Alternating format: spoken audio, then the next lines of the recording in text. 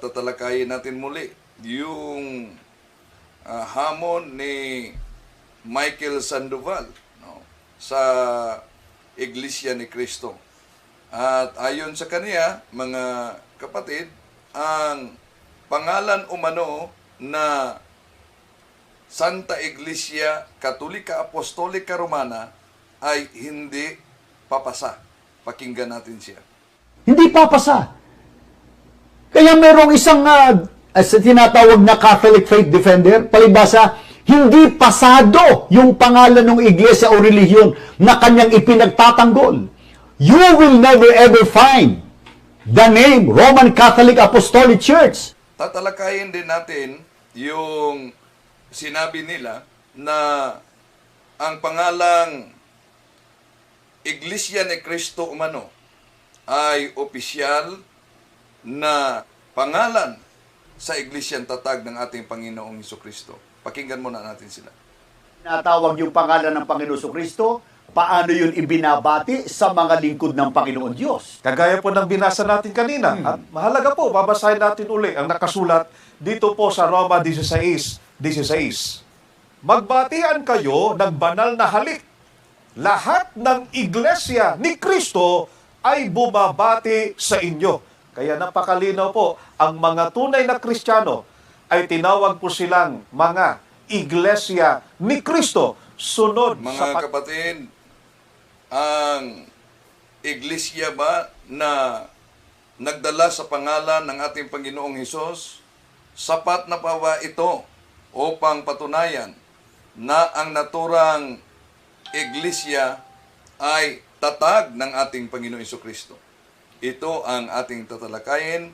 Samahan ninyo ako sa pananampalataya at katulisan. Kumusta sa lahat nating mga kapatid na nagsubaybay sa ating YouTube live streaming? Ito yung inyong lingkod. Muli, Brad Windel Talibong. Muling makasama ninyo sa pagkakataong ito, mga kapatid. At ating tatalakayin at sagutin yung pahayag ng mga ministro ni Felix Manalo una na ang pangalan umanong Santa Iglesia Katolika Apostolika Romana ay di papasa ayon sa kanila sa Biblia. Totoo ba? Hindi papasa. Kaya merong isang tinatawag na Catholic Faith Defender, palibasa, hindi pasado yung pangalan ng iglesia o relihiyon na kanyang ipinagtatanggol. You will never ever find the name Roman Catholic Apostolic Church. Tama po ba mga kapatid na pag nakapangalan sa ating Panginoon Jesucristo ay tunay na iglesia? May mga ilang nag-comment sa ating YouTube sa mga na-upload na video at ipakita ko sa inyo mga kapatid ang unang pahayag nitong si Darkska Vlog. Sabi niya, ibinuking daw. Wala sa Biblia pero ginawa ninyo, pilit niyo nilagay ang ikar. Ibig sabihin, Iglesia Katolika Apostolika Romana. Inaamin niyo ba o talagang panindigan niyo? At ayon naman kay Jojo Flores Talimbong, ito yung Latin Vulgate ng Mateo 16:18. Nasa dito ang Holy Catholic Roman Church. Mateo 16:18. Et ego dico tibi quiato es Petros et soperam Petra midipicabo ecclesiam iam et portain Pirinon prae bilabot adversus iam.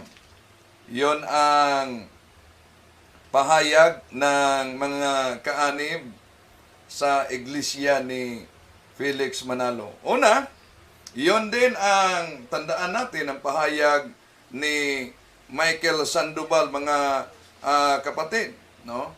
Ayon kay Michael Sandoval na ipakita umano sa Latin at sa Grego na nakasulat ang Santa Iglesia Apostolica Katolika Romana.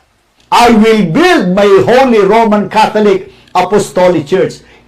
Wala po nun sa anumang salin na tamang salin ng Biblia. O hinahamon ko, yung Kaya sinagot na natin na yung sa Latin, yung sinabi ni Joe Flores, it ego di cuciato is Petros et superham Petram edificabo ecclesiam iam et portain pirinon prebilabot adversus iam at sa Grigo kago di soy liguhotis iye Petros kay ipitaw ti Petra oiko domiso monte ecclesia. Baka maglundagan sila, wala pala sa Biblia ang One Holy Catholic. Bakit po ba ginamit natin ang ibang salin, mga kapatid, na pinagbatayan natin? Dahil ayon sa kanilang Pasugo Magazine, ito po ang nakasulat sa kanilang God's Message sa pahina 3, June 2004. All translation involves interpretation. Interpretation, of course, involves the influence of theology. There are times when it is necessary to choose the version that is not only easier to comprehend, but most of all renders the precise meaning. Yun ang dahilan na bakit na sa doktrina ng INC, bawat doktrina may katumbas na Biblia. Bakit ginawahit natin ang confraternity na may One Holy Catholic?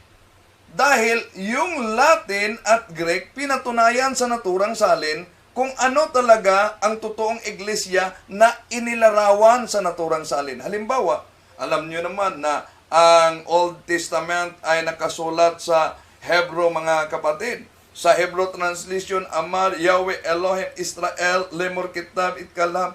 So kung ngayon, wala bang nagpapahiwatig sa confraternity version na ang tunay na iglesia ay ang Iglesia Katolika? Halimbawa, isang confraternity version din sa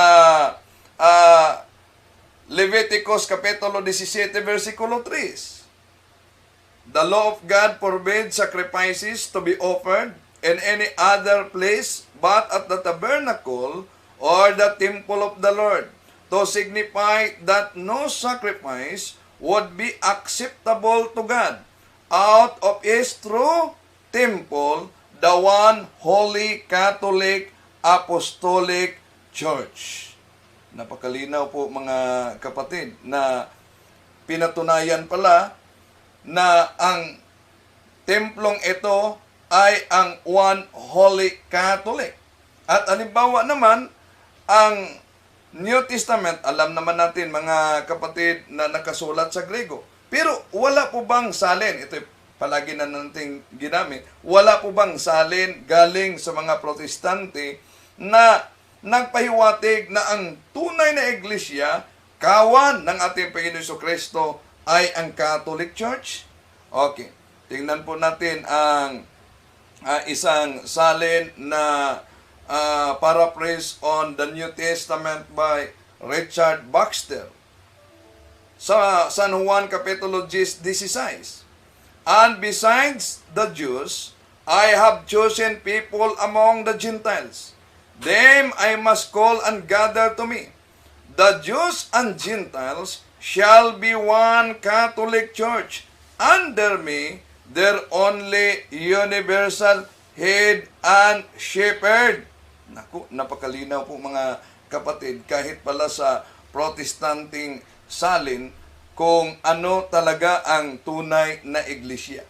Pero, sinasabi nila, lalo na kay Flores, mabasa ba sa Latin One Holy Catholic? Excuse me po, dahil kung pakinggan natin muli sila si Bobby Fernandez at si Sandoval, mga kapatid, di po ba ang pinatunayan nila Roma 16:16, opisyal na pangalan umano, Iglesia ni Cristo? Ang tanong, Yun po bang Iglesia ni Cristo sa original Greek language?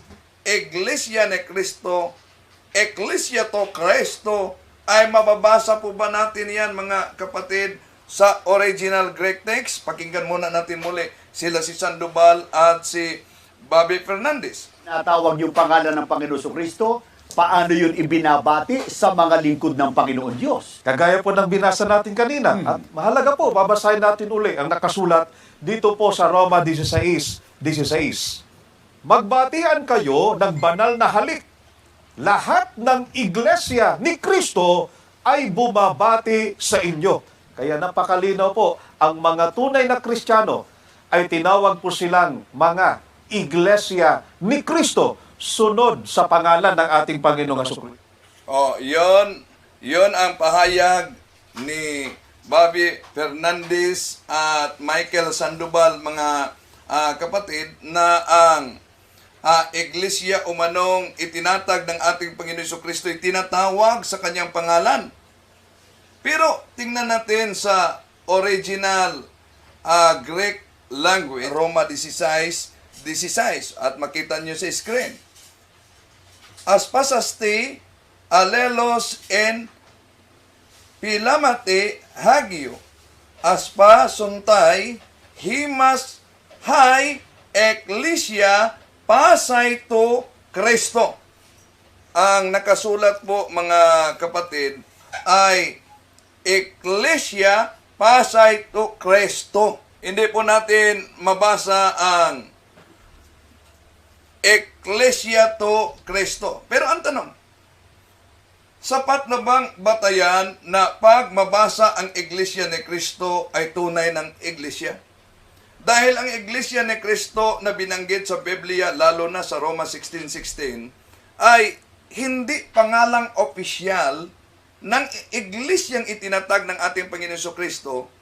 Kaya, hindi INC ang tinutukoy sa Biblia dahil ang INC na kinabilangan nila ni Michael Sandoval, Bobby Fernandez ay tatag ni Felix Manalo. So, kaya, hindi batayan na nagdala sa pangalan ng ating Panginoon Jesucristo ay tunay na. Isa kasi sa pinagdikdikan na aral ng mga Iglesia ni Cristo dito sa Pilipinas, na official name daw ang Iglesia ni Cristo na binanggit sa Biblia, lalo na sa Roman 16:16.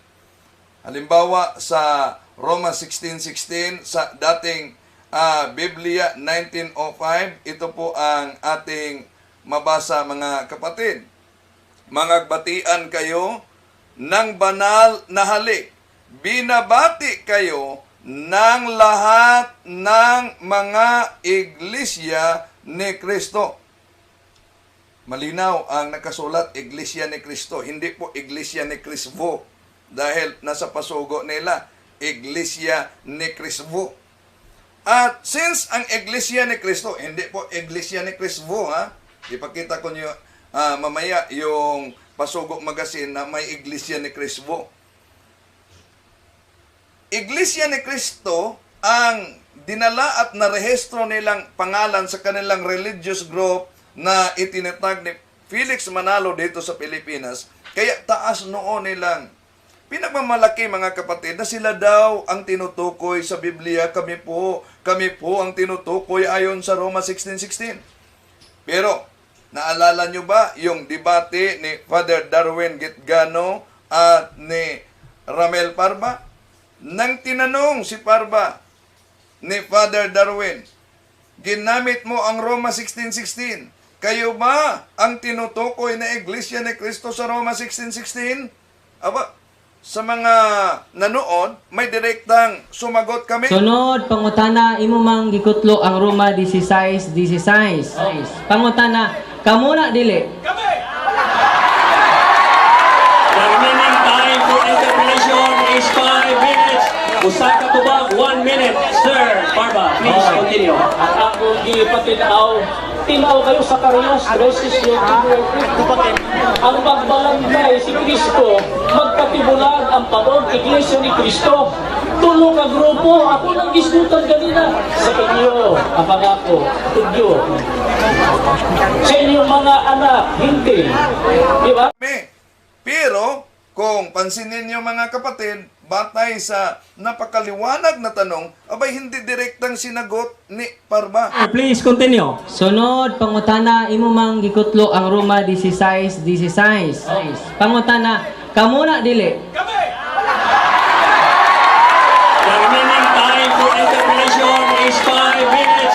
Usa ka tubag, 1 minute. Sir Barba, please continue. Ang akong gipatinaw, tinaw kayo sa Karios, Resis yung ang pagbalangkay si Kristo, magpatibulag ang pagod iglesia ni Kristo. Tulong ka grupo, ako nang gisgutan kanina. Sa inyo, ang pangako, tudyo. Sa inyong mga anak, hindi. Di ba? Bakit kaya? Dahil mabubuko sila pag sasagutin nila na sila ang tinutukoy sa Roman 16:16. Kaya mga kapatid, inaamin nila na sila daw ang orihinal na iglesia na itinatag ng ating Panginoon Jesucristo. Kaya, ating sasagutin ang very illogical na werdong pag-unawa, lalo na sa baluktot na kasaysayan at sa pag-aangkin ng konteksto sa Biblia. Nang sa ganon mga kapatid, hindi nila mailigaw, lalo na yung mga ilang inosente sa pananampalatayang Katoliko.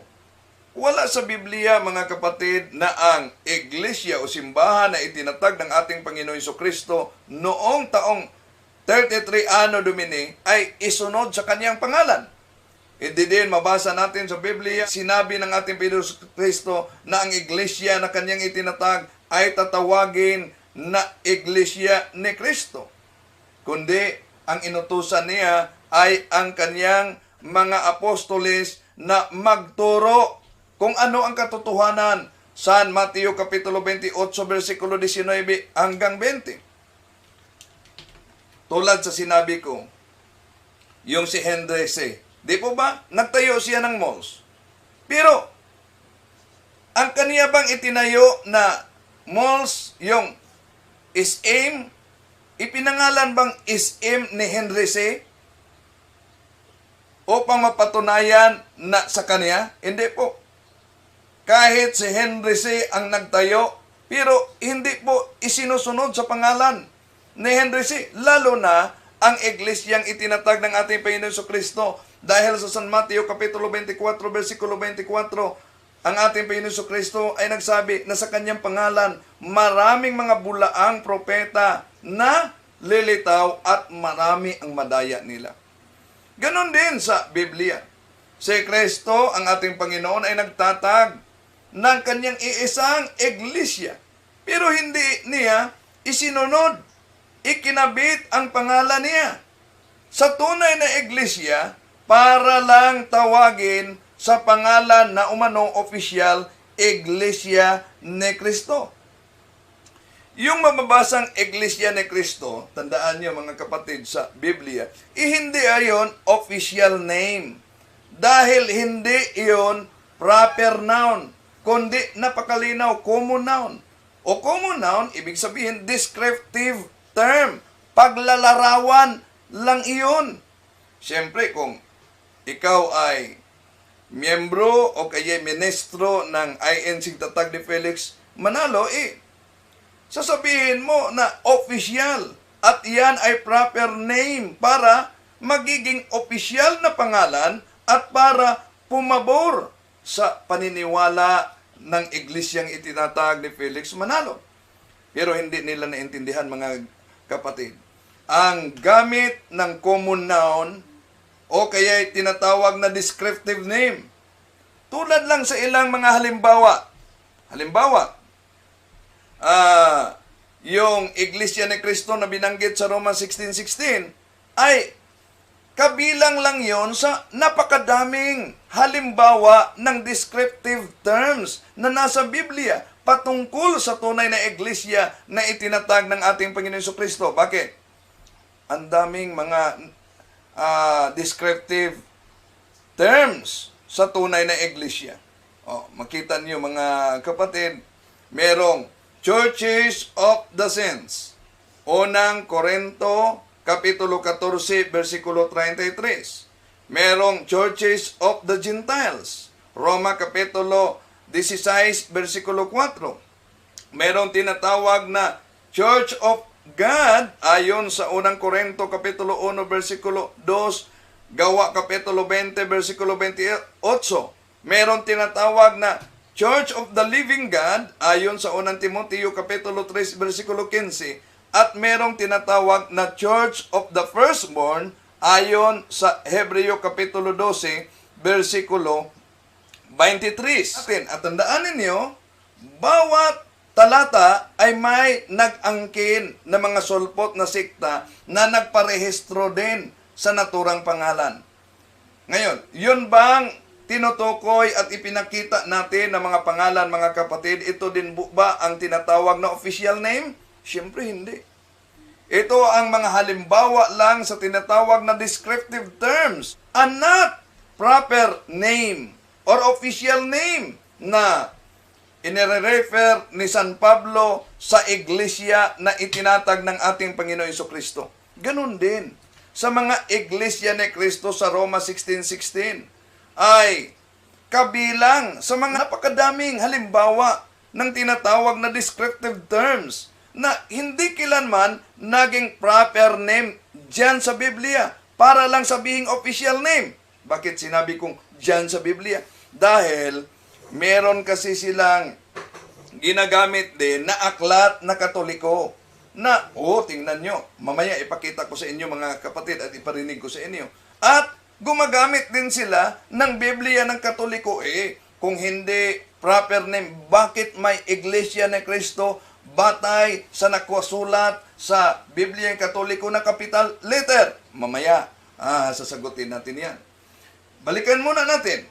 Di po ba napansin ninyo na small letter C ang nakasulat sa English Bible sa Romans 16:16? At iba pang mga descriptive terms. Ang lahat ng mga translation ng Biblia ay small letter C. Dahil alam ng mga Bible scholars na nagsalin na hindi iyon proper name.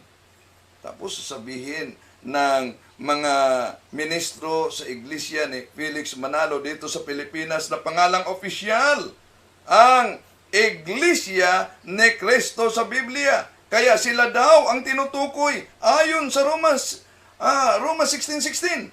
Kaya dapat daw umanib sa naturang iglesia dahil sila ang nagdala sa pangalan ng ating Panginoon Jesucristo. Pero sapat na ba mga kapatid, pag may nagdala sa pangalan ng ating Panginoon Jesucristo ay tunay na iglesyang tatag ng ating Panginoon Jesucristo? Hindi po, napakadami po ang nagdala sa kanyang pangalan. Balikan muna natin sila si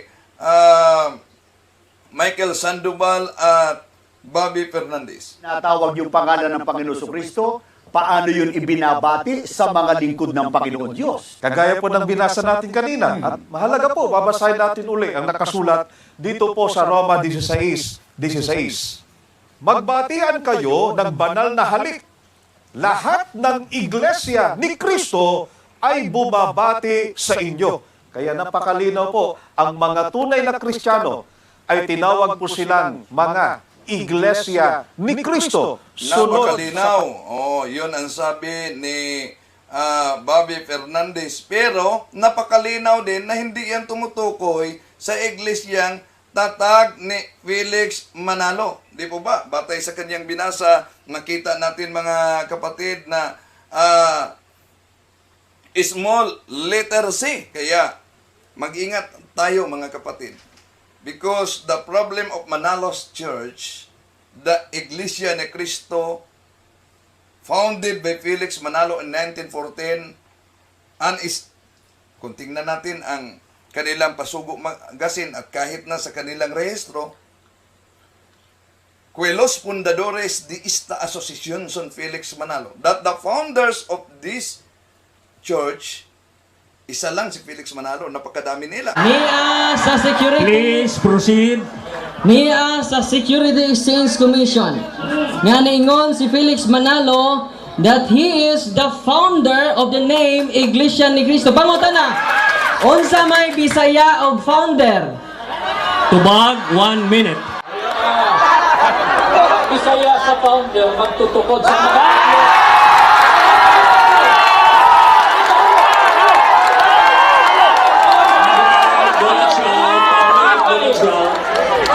Ayaw sa loob, wala man masiguro ka mati. Di ba? Sama pa ni Solomon, gitukod niya ang templo. Di ba? Pero na siya kasangkapan, wala. Magtutukod na siya tawag ito. Sayop na ito. Sakto. Kasi lang may kasangkapan. Ang unahing mga adlaw, gipatay naman si Kristo unang siglo, na ikasangkapan, ikatulong kabahin. Mount Jason Felix Manalo. Ikaw yung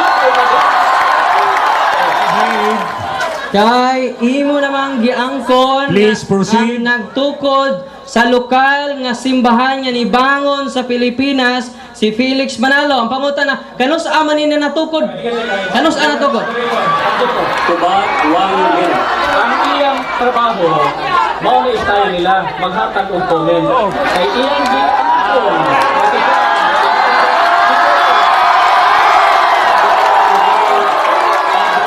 Iglesia, Jason Felix Manalo, ang tinuod na igingon niya ako Los Pantadores.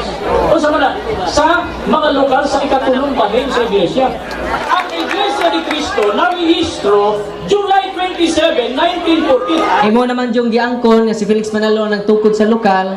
Unya niya sa Security Exchange Commission sa una nga meeting dito sa Punta Santa Ana, Manila, nga matod pa silang meeting, unanimously approved the following. Usa nini that the founders of this association are daghan 19 kabuok. Ang pangutana nga anong wa man nimo isulti ka ganina? Tubag, 1 minute. So, the problem of Manalos Church, the Iglesia ni Cristo 1914, is delusional when it comes name. They can interpret the verse of Romans 16:16 just to mean that their church alone is referring in the Bible and to mislead many innocent Catholics. Kaya, beware of this, I insist, name game deception. Sabi ni Bobby Fernandez, tinatawag umano ang mga naniniwala na Iglesia ni Cristo. Pero tingnan natin ang nakasulat, mga kapatid, sa New American Bible, kung ano ang tawag sa kanila. New American Bible, Gawa Kapitulo 11, versikulo 26, ito po ang ating mabasa. And when he had found him, he brought him to Antioch. For a whole year, they met with the church and taught a large number of people. And it was in Antioch that the disciples were first called Christians. Nakita niyo, mga kapatid? Napakalinaw po. Ano daw? The disciples were called Christians. Tinatawag na Kristiyano ang mga disipulos. Mga tagasunod at mga taong naniniwala ng ating Panginoong Jesucristo. Yung mga disipulo tinatawag na Kristiyano. Yan ang tamang halimbawa, mga kapatid, ng pagbibigay ng proper noun. Capital C, Kristiyano, na ipinatawag ng mga disipulo noon. Samantalang, kung tingnan natin sa buong Biblia, walang binanggit ang ating Panginoon Jesucristo. The disciples were called Church of Christ bilang official name. Wala. Kaya, kahit sa mga history, ang lahat ng mga tagasunod at naniniwala kay Kristo noong unang siglo ay tinatawag na Kristiyano. Pero ang tanong, batayan ba, mga kapatid, kung ang isang iglesia ay nagdadala sa pangalan ng ating Panginoon Jesucristo ay tunay na iglesia? Halimbawa, ang daming nagdala sa kanyang pangalan. Ano po ba yon? Merong Church of Christ, ang founder ay si Joseph Smith Jr., sa taong April 6, 1830. Merong Church of Christ na ang founder ay si Ezra Both sa taong 1836. Merong Church of Christ na ang founder ay si Warren Perez noong 1837. Meron ding Church of Christ na ang founder ay si William Shabe noong taong 1830s. Meron ding Church of Christ na ang founder ay si Hiram Page sa taong 1842. O, ilan lang yan? Napakarami pa ang nagdala sa pangalan ng ating Panginoong Hesukristo, mga kapatid. Kaya, hindi batayan na pag nagdala sa pangalan ng ating Panginoong Hesukristo, dahil karamihan sa kanila ay gumagamit sa Roman 16:16, it is written as Iglesia ni Cristo. No? Malinaw, hindi Catholic ang nakasulat. O, kaya ingat sa ganyan, mga kapatid. Ha? Okay. At alam nyo ba, meron silang ginagamit na Biblia. O, ayon sa inyo mga Katoliko, hindi capital letter o proper noun. Bakit po merong tinatawag na Sambayan ng Pilipinong Katolikong Edisyon Pastoral na mabasa natin ang Roma Kapitulo 16, versikulo 16, Iglesia ni Cristo, kapital talaga. Ipakita ko ito dahil ito'y isa sa mga batayan nila. Di po ba? Merong mabasang Iglesia ni Cristo, excuse me po, kung tingnan nyo ang nakasulat, kapital nga. Pero, letter K. Di po ba pinalitan na ninyo ang rehistro ninyo ng letter C? Noon, letter K. Oh, pero, kung, dahil meron pang isang salin na Biblia, mga kapatid, na kanilang ginagamit. Oh, meron pang isang salin na letter C, kapital talaga. Iglesia ni Cristo. Di ibig ba sabihin na tinanggap na ninyo ang otoridad ng simbahang Katoliko na nagsalin sa naturang Biblia? Kahit sa original Greek Bible, hindi yun tinatawag na proper noun. Kung wala itong mga salin na ito, ibig sabihin, wala silang batayan. Kahit may kapital sa ibang salin na Biblia, hindi pa rin maaaring magiging totoo ang iglesyang itinatag ni Felix Manalo. Bakit?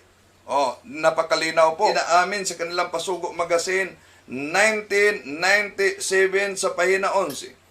Way back on July 27, 1914, the Church of Christ was registered with the Philippine government. The registration papers state, among other things, that Brother Felix Y. Manalo is the founder of the Iglesia ni Cristo. Naku, napakalinaw. Si Felix Manalo umano ang nagtatag sa Iglesia ni Cristo. At ito'y napatala niya sa rehistrasyon. Okay, tingnan natin. Ito ang nakasulat, mga kapatid, sa isa namang Pasugo Magazine. 1964. Kailan na napatala sa pamalaan o narehistro ang Iglesia ni Cristo sa Pilipinas?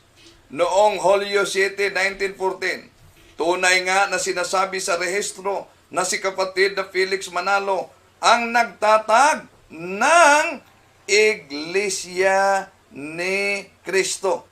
Pero, ano po ba ang mabasa natin sa kanilang Pasugo Magazine? Ito po, mga kapatid, ang Pasugo Magazine nila. Pansinin ninyo. Nobyembre 1951, sa pahina 4, ang Iglesia ni Cristo ay kailangan at hindi maiiwasan sa paglilingkod ng tao sa Diyos. O ang tanong, bakit ba tinatawag itong Iglesia ni Cristo? Iglesia ni Cristo. Sino po ba si Cristo?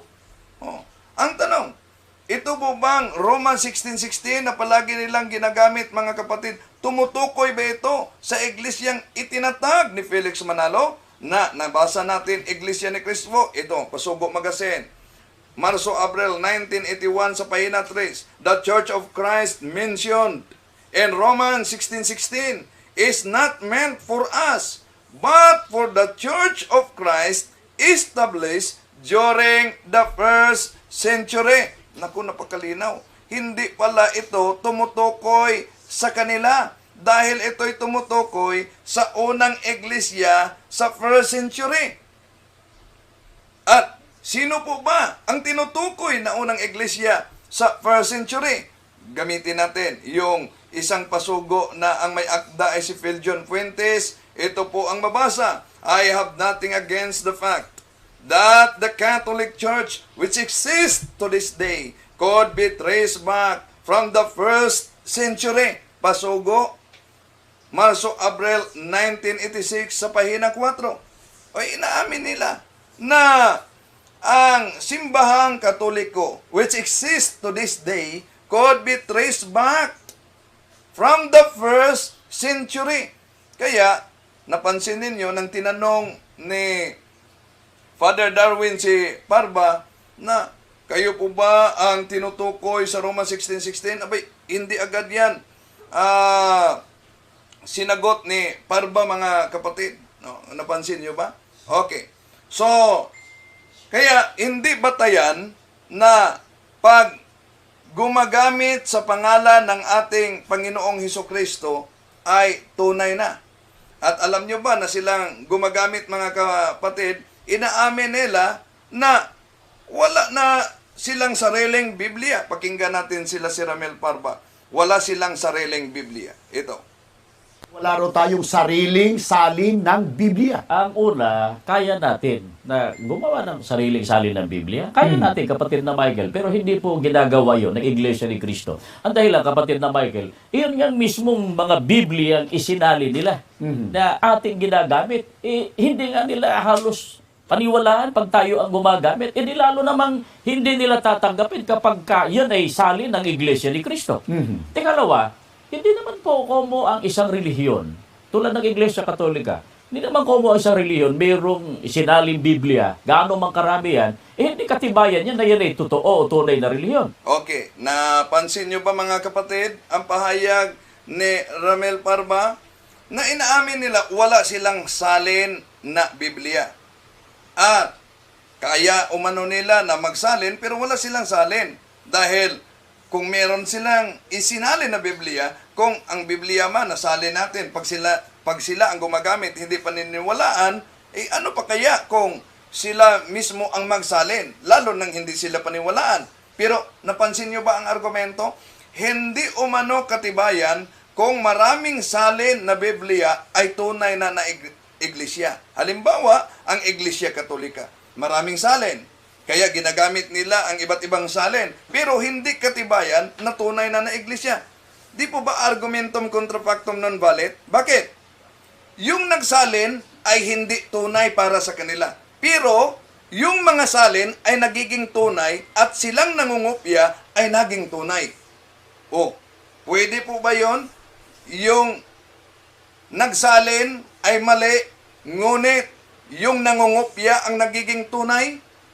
At sabi nila, wala nang original umano sa Greek Bible. Pakinggan natin sila. Salin na lang umano ang mga makita natin ngayon. Ito ang pahayag nila. O ang pahayag ni Bart Ehrman sa kanyang aklat na The Orthodox Corruption of Scripture. Ganitong ating mababasa sa pahina 27. Sa wikang Pilipino na po, ang mga orihinal na manuskrito ay maaaring nangawala na bago pa sumapit ang ikalawang siglo. Ano man ang nangyari, wala ni isa sa mga ito ang nakapamalagi. Ang mga nananatili ay mga kopya na ginawa sa pagdaan ng mga siglo o sa lalong tiyak na pananalita, mga kopya ng mga kopya ng mga kopya na binubuo ng 5,366 na kopya sa wikang Grego pa lang, na may petsang mula sa ikalawang siglo hanggang sa ika-16. Mga mahal na taga-subaybay, na pansin po ninyo, pinatutunayan po ng mga dalubhasa na wala na pong makikita ng mga orihinal na Biblia na tinatawag na autographs, kapatid na Michael. Ang mapapansin o makikita natin ngayon ay yung tinatawag nilang kopya ng mga kopya ng mga kopya na yan ay may petsang ikalawang siglo hanggang ika-16 na siglo. Kaya kung meron tayong makikita ngayon na sabi natin Greek Bible o kaya ay Hebrew Bible, hindi na po yun yung original So, manuscript, hindi mga na kaibigan. umano original manuscript, mga kapatid, ang lumabas ngayon.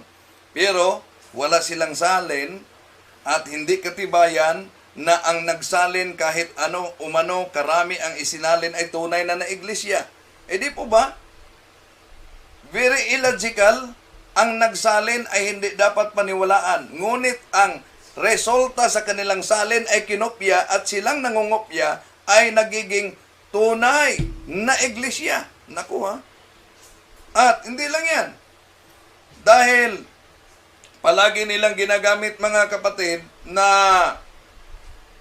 ayon sa kanila, napakapaborito nila yung Lamsa Translation Bible sa Gawa Kapitulo 20, versikulo 28. Pero alam nyo ba, meron pa umano silang isang batayan maliban sa Lamsa.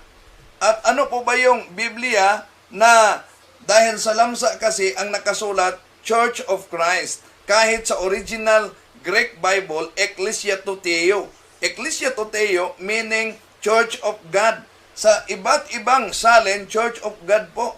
Pero, paborito nila ang Lamsa sa Gawa Kapitulo 20, versikulo 28 dahil ang nakasulat, Church of Christ. At hindi daw totoo na yung kaisa-isang Lamsa translation ni George Lamsa ang kanilang pinagbatayan dahil meron pang isang translation na una pa kay sa kan George Lamsa na kanilang pinagbatayan. Pakinggan natin sila.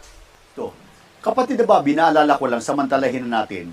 Kasi may mga nagsasabi, lalo yung mga manguusig sa atin, meron silang mga programa pang itinayo para lang tulig sa intayo, na kung wala pa raw yung sali ni Dr. George M. Lamsa, wala tayong mababasa na Church of Christ. Kapag sa ibang salin nga raw, nakalagay doon ay Church of the Lord, Church of God. Kaya, ang batayan lang daw natin, kaisa-isa. Kaisa-isa, yun lang daw salin ni Dr. George M. Lamsa na doon binabanggit yung Church of Christ. Totoo ba yun? Maling-mali sila dyan, kapatid na Michael. Ang totoo, may bababasa pa tayo na salin po ni Dr. John Wesley Etheridge. Anong taon yan? Ito po ay naisalin noong January 1, 1849. Yung Lamsa version, kapatid na Michael, yan ay 1957. So, almost 100 years Oh. na nauna, yung babasahin po ng kapatid na Bobby, doon sa salin ni Dr. George M. Lamsa. And what is recorded in that particular verse? Take heed therefore to yourselves and to the whole flock, over which the Spirit of holiness hath constituted you the bishops, to pasture the church of the Messiah, which he hath purchased with his blood. Okay, Ang mga kapatid, narinig niyo, merong isang salin ni Wesley, kauna-unahan, una pa kaysa kay George Lamsa. Ngunit ang nakasulat, Church of the Messiah. Ang tanong, kung yun ang pinagbatayan ninyo, Church of the Messiah, bakit hindi yan ang iparehistro ni Felix Manalo na Church of the Messiah? Kung iyon ang kauna-una na iglesia, baka sasabihin nila, hindi. Dahil kahit sa aklat ninyong mga Katoliko, opisyal na aklat, ay malinaw namang itinuturo. Tandaan, ito palagi nilang ginagamit na sa otoridad Katoliko na ang iglesia ay tinatawag na Iglesia ni Cristo ayon sa Religion, Doctrine and Practice na ang may akda ay isang paring Katoliko, paring Hiswita, si Father Francis Casile. Pakinggan natin, ito'y palaging ginagamit ng mga ministro. Kapatid na Bobby, ang sangguniin natin mismo at kunin nating testigo yung opisyal na aklat. Ang ginawa nilang testigo, yung opisyal na aklat umano ng Simbahang Katoliko. Pakinggan natin sila muli. Kapatid na Bobby, ang sangguniin natin mismo at kunin nating testigo yung opisyal na aklat ng Simbahang Katoliko. Sulat ng isang pare, ang pangalan po ay si Francis B. Casile, isang paring Jesuita. Totoo ba na walang proper name, walang pangalan, yung iglesyang itinayo ni Kristo?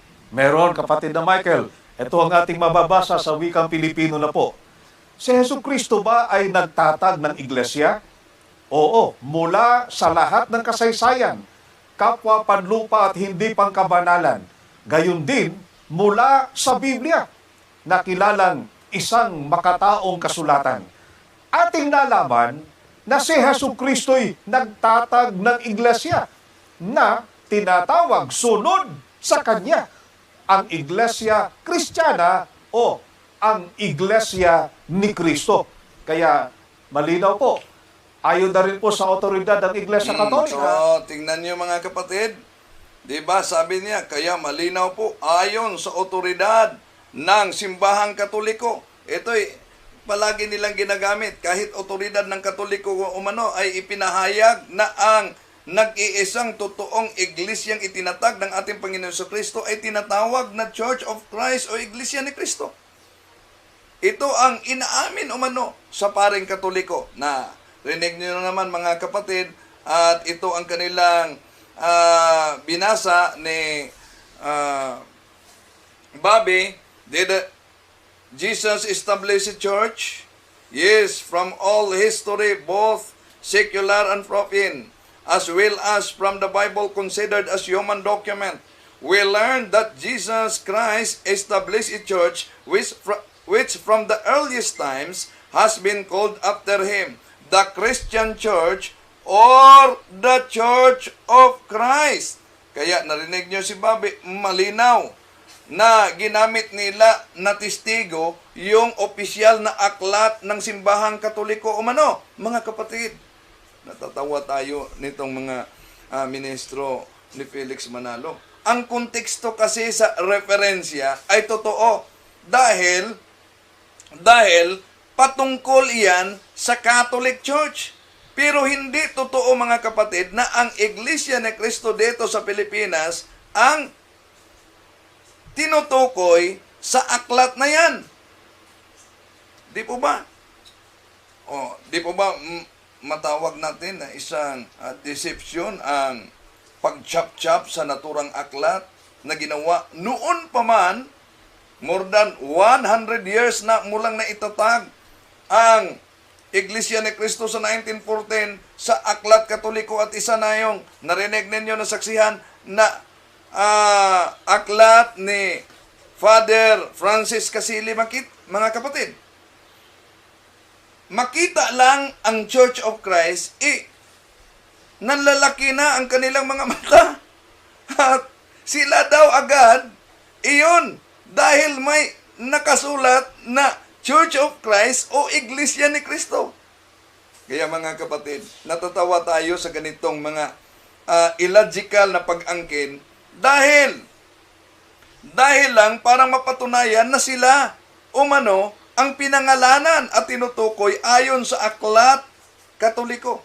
Pero, bakit hindi yan tumutukoy sa kanila? Bakit hindi nila buklatin ang pahina 335 mga kapatid sa aklat ni Father Francis Casili, Religion, Doctrine and Practice? Ito ang iniwasan nila. Ipakita ko sa inyo. Ito ang iniwasan nila. Sa pahina 335, by what name do we call Christ Church?